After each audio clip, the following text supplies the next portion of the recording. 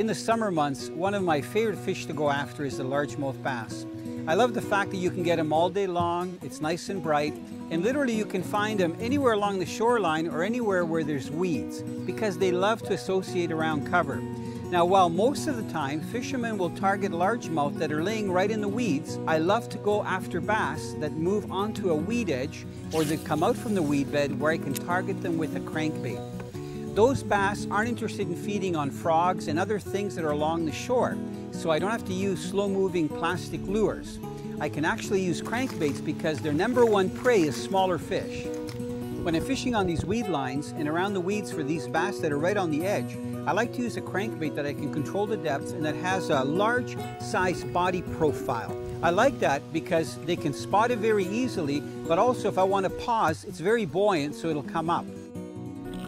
One of my favorite is the Crank and Wrap by Rapala. And what I do is cast it right to the edge of the weeds, make very short casts and crank it out to me. So to do this, I've got to be close to those weeds.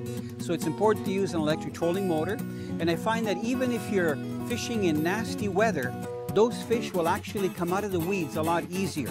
So I'll either use a steady retrieve and fish my crankbait along the edge, but if I get to where there's a clump of weeds, I'll let it rise to the surface and then keep cranking again. I find that when the fish come out, they strike very aggressively because they're fooled that that's actual food. If it's bright out, make sure to fish your crankbait a little bit deeper.